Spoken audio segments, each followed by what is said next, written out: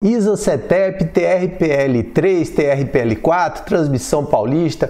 Vamos hoje conversar sobre essa empresa, né, que tem os resultados dessa empresa do segundo trimestre de 2022, que apesar de ter vários nomes é a ISA-CETEP. É uma empresa de transmissão de energia elétrica, ela atua num dos segmentos do sistema de energia, né? Então ela pega a geração, da geração para o consumo, você tem que transportar essa energia e essa energia transportada, uma das empresas que presta esse serviço aqui é a ISA-CETEP, também do código de bolsa dela é TRPL, que pode ser na ordinária TRPL3 e na preferencial TRPL4. Então, a Transmissão Paulista, ela apresentou os resultados. A gente vai dar uma olhadinha antes aqui em como foi o desempenho da ação, né, no último ano. Quer dizer, ela teve um volume mais baixo aqui em 21 e alguma coisa, 21 e muita coisa, né, em torno de 21,70, 21,76, e o máximo resultado aqui em cima, né, quase nos R$ 27 reais. E agora está aí girando na casa dos 23 e muito também, quase R$ 24. Ela passou bastante tempo na faixa dos 24 e está aí voltando para os 24. A gente vai dar uma olhada nos resultados que ela gerou, né? Então ela não gera energia, mas ela gera resultados. Mas antes de continuar, eu quero deixar claro que aqui não se trata de nenhuma indicação de compra, venda ou manutenção de qualquer ativo, muito menos de consultoria de qualquer natureza. Nós vamos dar uma olhada agora no resultado do segundo trimestre de 2022, que foi apresentado há pouco tempo. Quando a gente olha aqui a receita líquida, né, do segundo trimestre de 2022, você teve aqui uma perda, uma redução com relação ao segundo trimestre de 2021. Então, isso aqui é uma comparação ano a ano. Então, no segundo trimestre de 2021, a empresa tinha obtido uma receita líquida de R$ 792 milhões no trimestre e caiu isso daqui para 732,9. Quando a gente olha o semestre, quer dizer, até o meio do ano, a gente vai ter aqui, olha, uma queda aqui de 12%, tá? Com uma redução de 1.645 que ela obteve no primeiro semestre de 2021 para 1.448 que ela obteve agora no primeiro semestre desse ano. Isso aqui é bastante relevante, a gente vai ver mais ou menos as causas. Eu até fiz um outro vídeo falando sobre as dívidas, que eu vou colocar no final, daqui a pouco, que a gente também no final vai falar sobre as dívidas, que essas dívidas influenciam bastante no resultado, como a gente vai ver daqui a pouco. Muito bem, quando a gente olha aqui a receita, né, a gente tem que verificar quais são as fontes de receita. A gente pode observar que ela tem uma fonte de receita que é esse RBSE. A gente vai já falar sobre ele em mais detalhes, mas ele é o que apresentou a maior queda. Por quê? Porque ele saiu aqui, olha, ele apresentou uma variação negativa no trimestre de 34%, tá?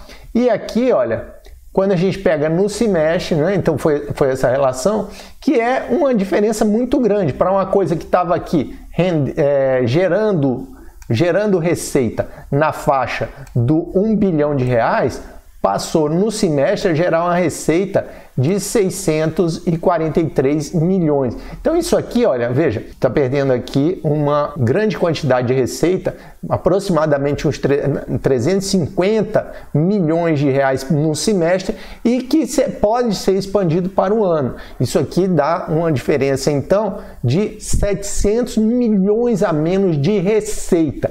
Isso quer dizer o seguinte, ela roda com o mesmo custo, por quê? Porque ela não tem, e a gente vai já dar uma olhadinha, vou mostrar aqui, o custo para essa receita adicional, ela não teria custo, salvo a questão do imposto que ela vai pagar lá no final, né, quando tirar as despesas, mas é uma receita que não tem custo. E a gente também vai ver o problema que é essa receita, por quê? Porque lá na frente essa receita vai deixar de existir. Então a gente precisa ver mais ou menos essa distribuição e eu vou mostrar isso aqui nesse vídeo também. Quando a gente vai aqui para os custos e despesas operacionais, veja que no segundo trimestre de 2021, aqui olha, segundo trimestre de 2021, essas despesas operacionais estavam na faixa de 300 milhões. E que elas se mantiveram, foram para 310 milhões, né, com um aumento de 3,5%. E aqui estão abertas, aqui é o chamado PMSO, porque pula essa depreciação. Mas quando você pega aqui, olha, as despesas com pessoal subiram 2,7% de um mês para o outro. Se a gente pegar no semestre, houve uma subidinha maior, né? Então o semestre foi gasto 195 milhões com pessoal, enquanto que no primeiro semestre de 2021, né, do ano passado, foi gasto 185, um aumento de 5,4%. E aí você tem algumas outras contas aqui que representam o aumento. Porém, quando você olha no valor de custos e despesas operacionais, isso aqui não mudou. Então, se eu tiro uma receita, do negócio, né, se eu tiro essa receita do negócio, que é aquela receita que eu falei de 700 milhões no anual, né, eu vou causar um impacto no lucro da empresa e não tem como isso não acontecer. Vai acontecer esse impacto e aí realmente foi o que apareceu no balanço, né? Apareceu no resultado. Vamos voltar aqui para o resultado para você poder confirmar isso aí. Olha só. Então, o lucro líquido no primeiro trimestre de 2021 da empresa, no segundo trimestre, foi de 248. Se a gente olhar aqui, ó, o lucro líquido no primeiro semestre de 2021 foi de 556 milhões, R$500 bilhão. Isso aqui é o lucro regulatório, tá? Isso aqui são os indicadores regulatórios, que ela tem um regulatório, que é o que ela faz para a ANEEL, e tem o IFRS, que é a contabilidade padrão que é feita. Então aqui ela teve uma redução bem significativa desse lucro regulatório, tá? Então, no semestre ele está com um lucro regulatório de 186,6 milhões de reais, e aí se você disser que isso vai se repetir, porque é mais ou menos, tem uma certa regularidade nisso aí. Então, se você disser que isso aqui vai se repetir, você vai ter aqui um resultado de aproximadamente 370 milhões no ano. Quer dizer, se você multiplicar isso aqui por 2, né, você vai ter mais ou menos 372 milhões de reais por ano, sendo que só o primeiro semestre do ano passado deu 556 milhões de reais, tá? E só o primeiro semestre de 2021 deu tudo isso. Obviamente, isso aqui, quem está fazendo essa falta aqui é aquele dinheiro que a gente vai dar uma olhadinha mais ou menos aqui em como que ele está. Olha só. Observe aqui que isso aqui é uma fonte de receita que a Transmissão Paulista TRPL3, TRPL4, né, que são os códigos de bolsa da companhia, tem, certo? Então, observe, para este período de 2022 a 2023, aqui nós temos 2021 a 2022, então tinha uma renda lá de 1.152 bilhão. Para o período de 2022 a 2023 tinha uma renda de 1.340 bilhão, certo? Aí você vai dizer, ué, mas não é o 2021? Sim, porque você em 2020 e 2021, a receita foi de 2 bilhões, quase 2 bilhões e 100, 2 bilhões e 90 milhões de reais. Então isso aqui é parte pago em 2020 e parte pago em 2021. Então 2021, se você pega esses dois aqui e divide por 2, vamos dizer assim, tá? Você tem uma receita de 1,5 bilhão que vai ser maior, né, do que essa daqui, que vai ser a soma dessas duas, que vai dar 2 bilhões e 400 aqui mais ou menos, 2 bilhões e 500, dividido por 2, que vai dar 1 bilhão e 250. Então, assim, realmente a gente está com essa redução aí da receita para esse ano. E lembrando que aqui, né, em 2023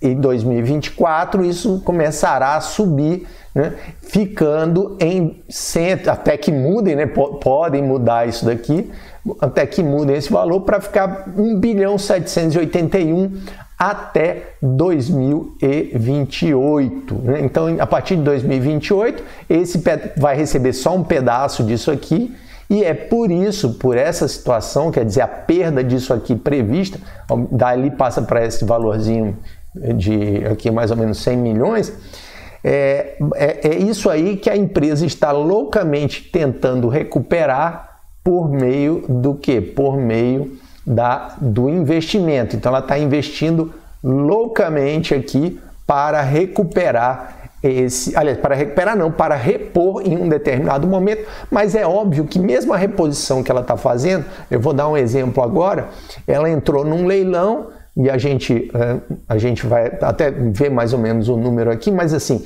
ela entrou num leilão, o primeiro leilão de 2022, para fazer um investimento aí da ordem de 3 bilhões e lá vai pedrada, para gerar uma receita anual de 300 milhões. Então, observe que para ela gerar 300 milhões, ela precisaria botar 300 milhões anuais, né? Então, para ela recuperar quase 1 bilhão e 800, que é o que esse resultado vai gerar a partir de 2024, né? 2023 começa, mas 2024 ele entra integral. Ela tem um caminho enorme pela frente, né? Porque ela teria que fazer 6 vezes o investimento que ela fez nessa usina para recuperar isso tudo. É claro que ela tem um estoque de coisas que estão entrando, que é um investimento que já foi feito, então ele tem um estoque de coisas que já estão entrando, né?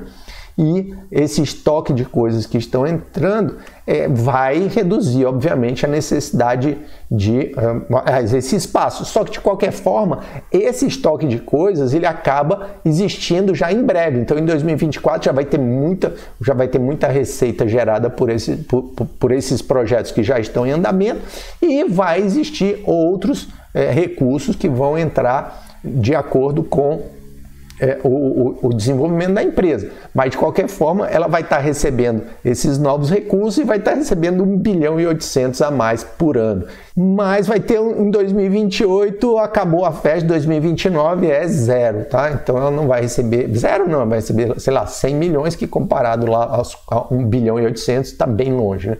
Então ela teria que repor isso daí, mas o caminho é árduo, então até 2028 para chegar a esse montante. Vamos dar uma olhada num dos principais problemas, além dessa perda de receita, que é esse daqui, tá? Que é o resultado financeiro. Eu, como eu disse, já fiz um vídeo, vou fazer um novo comentário, o vídeo eu vou deixar no final para você assistir. Esse daqui, olha, ela teve uma receita financeira maior, tá? Ela teve uma receita financeira maior no segundo trimestre do que no segundo trimestre de 2022 do que no segundo trimestre de 2023. Foi mais do que o dobro. Porém, olha só o que aconteceu com a despesa financeira, tá? A despesa financeira saiu no primeiro trimestre de 2022 de 155 milhões para 338, né? 338 milhões. Então ela agregou aqui aproximadamente aí uns 180 milhões de reais de despesa no trimestre. Ao todo, no semestre, né, ela adicionou aqui, ó, mais de 300 milhões de reais de despesa associada a essa perda de receita lá do RBSE. Então, o que acontece? Isso aqui tem um impacto considerável, e aqui a gente vai até falar de uma coisa que é o seguinte: a pessoa fala assim, mas se você olha lá o EBITDA é o lucro antes dos impostos, dos juros da depreciação e da amortização. Ora, mas isso aí para o acionista interessa? Não, esse EBITDA não interessa para o acionista, porque o acionista tem que pagar juros, o acionista tem que pagar tributo, o acionista tem que pagar tem que ver desconto da depreciação e tem que amortizar a dívida. Então, para o acionista interessa o lucro líquido e não o EBITDA, é lógico, tem essa característica aí de você ver a sustentabilidade da dívida e tudo mais, que é o caso que a gente vai conversar até agora. Então nós vamos conversar agora sobre o endividamento que a Transmissão Paulista tem enfrentado, né? Então, para quê? Para fazer esse crescimento, para tentar reduzir o impacto de um impacto que haverá, que vai ser a perda de 1 bilhão e 800 lá na frente. Então, inclusive, o impacto está sendo sentido nesse momento com a perda de poucos é gozação da minha parte, mas assim, de alguns milhões de reais. Então, algumas centenas de milhões de reais estão causando um impacto forte já no resultado, né? Imagina isso, você perder 1 bilhão e 800 lá na frente. Então, a empresa vai ter um caminho de investimento bem pesado. Então, vamos dar uma olhada agora vamos dar uma olhada aqui na dívida, tá? Então, nós vamos dar uma olhada no endividamento consolidado e nós vamos dar uma olhada também nessa questão do endividamento. Veja só, hoje a empresa tem lá um cronograma de pagamento. Olha aqui, ó, o que aconteceu com a dívida líquida, né? A dívida líquida saiu de 6 bilhões e 657 para 7 bilhões 344, saindo do final do ano até o segundo trimestre. Isso aqui não é um dado trimestral, tá? Porque isso aqui não é bem um fluxo, isso é o estoque. Então, no final do ano passado, então 31 de dezembro, a empresa devia 6 bilhões 657 e em 30 de junho, ela estava devendo 7 bilhões 344. Então, esse aumento de endividamento, ele tem uma série de explicações, né? Você está fazendo investimentos na empresa e você está pagando aqueles juros lá e as amortizações. Então, você sobra menos lucro para que ela possa ou remunerar os acionistas ou aumentar a amortização. Então, você está pagando aí a conta, a gente já viu que foram 300 milhões de reais de juros a mais nesse período, certo? Então, 300 milhões de reais de juros a mais quer dizer, na realidade, de lucro a menos, porque esses 300 milhões eles saem do lucro da empresa.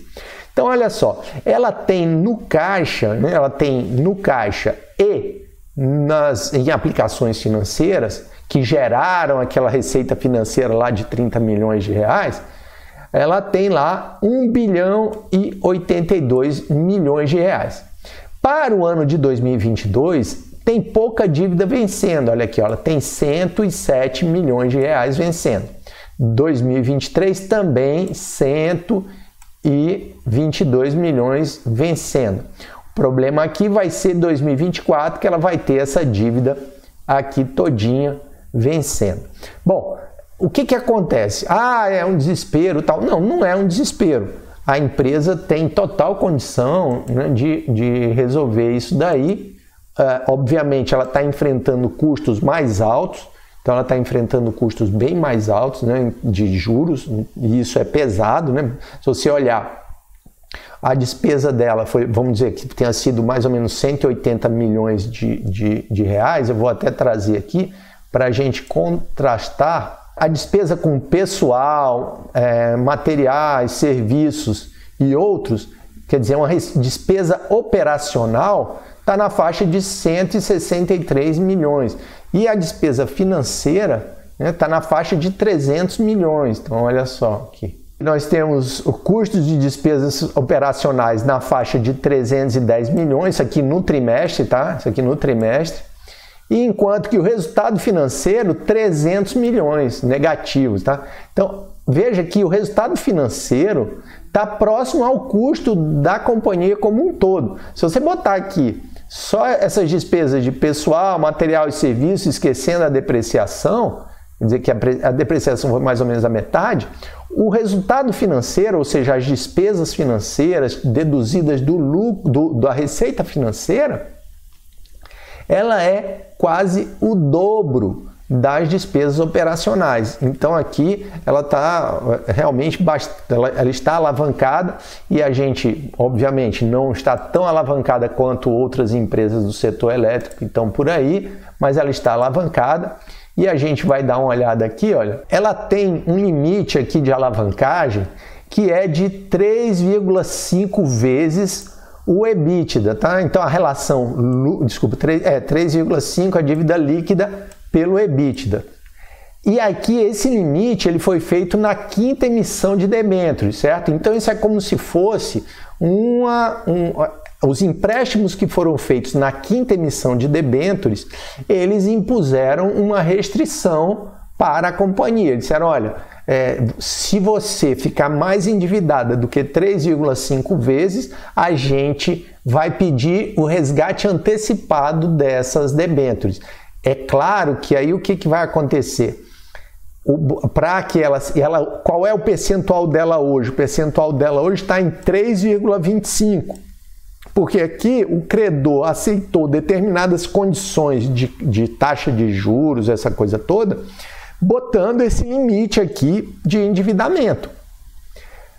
Aí ela está em 3,25. Ah, isso aqui é o fim do mundo? Vai acabar? Não. O que ela pode fazer? Ela pode pegar, resgatar as debêntures que ela já tem e emitir novas. Então, se ela tiver dinheiro para resgatar essas que ela está devendo, né, aquele 1 bilhão e pouco lá, para resgatar essas debêntures que ela está devendo, e faz uma nova captação com uma taxa de uma relação dívida líquida EBITDA maior, né? Então ela bota lá para 4, enfim, ela pode tentar fazer isso. Por quê? Porque ela vai precisar se alavancar, ela vai precisar de recursos para fazer os investimentos que ela tem que fazer. São 3 bilhões e tanto, lógico, tem uma curva aí de investimento, mas depois a gente faz até um outro vídeo sobre isso aí. Bom, então, dito isso, o que acontece? Ela tem esse custo, né? Ela tem esse custo, não vai ter esse problema, porque a gente vê aí que tem ainda 2 anos que ela não precisa se endividar, ela está lá com 1 bilhão e tanto no caixa, ela vai precisar ela vai ter a dívida, obviamente ela tem investimentos a fazer, porém a expectativa é que no lado dos dividendos, esses dividendos sejam um pouco mais impactados. E aí, por falar nisso, eu queria que você deixasse um comentário aqui, porque o algoritmo do YouTube gosta de ver comentários nos vídeos. Então coloque um comentário se você é investidor, se você não é investidor da ISA-CETEP, TRPL3, TRPL4, Transmissão Paulista. Você coloca aí se você tem uma das duas ações e se você pretende investir, se você já é investidor, se você pretende investir mais, se você não é investidor, se você vai ficar de fora. Bom, então, de certo modo, esse aqui era a primeira abordagem que eu queria fazer, trazendo o resultado do segundo trimestre de 2022. Então, a gente está vendo aí o segundo trimestre de 2022, que realmente a redução do RBSE e as taxas de juros que ela está pagando, por sinal, vamos dar uma olhada aqui nas taxas de juros também. Então, nós vamos dar uma olhada aqui nas taxas de juros também. Então, vamos lá. O custo médio da dívida foi de 16% ao ano. É uma taxa absurda, né? Porque aqui você tem o custo médio, 16%, quer dizer, ela está pagando cadê? Vamos dar uma olhada aqui, olha só, 54% está em debêntures com IPCA, certo? Ela tem aqui, ó, o BNDES 7,8%, mas 54% da dívida, quase 55% da dívida, está em debêntures com IPCA. O IPCA está bastante alto, né? Então a debênture não é IPCA puro, é IPCA mais alguma coisa. Então, ela é IPCA mais 4%, mais 5%, seja lá a taxa que for, você joga isso aí lá para cima. E aqui, olha, em 31 de dezembro de 2021, a empresa já disse que era 13% ao ano, em 31 de dezembro de 2021. E durante o ano de 2021, essa taxa média também era mais baixa. Agora, ela fala aqui que o custo médio real da dívida é 3,68, isso é, ela está pagando a inflação mais 3,68, tá? Cadê? E o prazo médio de 6,9 anos. 7 anos, o prazo médio. Como é que você faz isso? Você pega esses pagamentos aqui de amortização, esse cronograma de amortização aqui, e aí você calcula a média ponderada aqui em função do valor. Então, o prazo médio aqui dá 6,9 anos. Então, por exemplo, você tem dívida aqui que vai até 2042, só que é pouquinho o valor da amortização. Lembrando que aqui em 2022, esses 107 milhões aqui e esses 122 milhões aqui são de amortização, isso não é os juros que serão pagos, os juros serão bem maiores do que isso aqui, como a gente já viu, quer dizer, a despesa de juros só do primeiro trimestre, né? Só do primeiro trimestre foi aí de primeiro semestre foi quase 600 milhões de reais de juros. Então isso é uma despesa pesada para você levar na companhia, só que aí você ainda vai botar mais 107 milhões, que é a amortização. Então você tem que adiantar a dívida, né? Você vai pagar parte da dívida, porque você dividiu em parcelas compostas de amortização e de juros, né? A amortização é a devolução do principal e os juros é a remuneração do emprestador, a remuneração da empresa, do seu credor, né? Bom, então, dito isso,